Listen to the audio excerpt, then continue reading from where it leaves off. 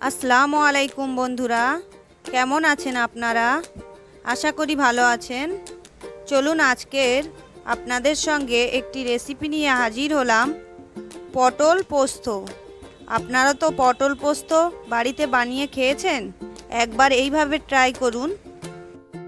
আশা করি ভালো লাগবে। পটলগুলো এইভাবে নিয়ে প্রথমে ছাড়িয়ে নেবেন খোসা। এরপর এর মধ্যে অল্প পরিমাণ হলুদ গুঁড়ো আর লবণ দিলাম, দিয়ে এটাকে হাত দিয়ে মাখিয়ে নেব।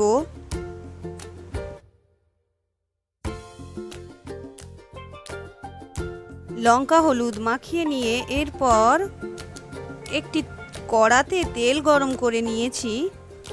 এই তেলের মধ্যে আমি এগুলো দিয়ে দেব আর হালকা করে ভেজে নেব।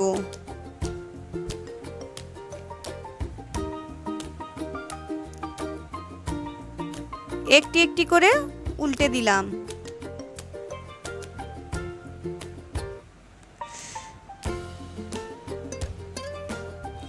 সব পটলগুলো উল্টে দিয়েছি। এরপর পটলগুলো আমি তুলে নেব। পটলগুলো তুলে নিয়ে এই তেলের মধ্যে আমি রান্না করব। আমি কালো জিরে দিলাম তেলের মধ্যে,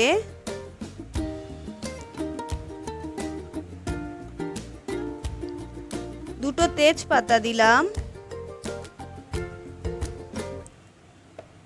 এরপর পেঁয়াজগুলো দিয়ে দিলাম। এরপর হালকা লাল করে ভেজে নেব পেঁয়াজগুলো। এর মধ্যে টমেটো বাটা দিয়ে দিলাম।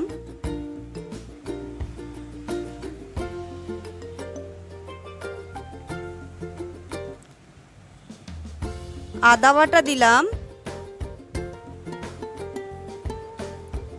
দিয়ে ভালো করে মশলাটাকে কষিয়ে নিচ্ছি আমি। এর মধ্যে হলুদ দিলাম, লঙ্কার গুঁড়ো দিলাম, ধনে গুঁড়ো দিলাম,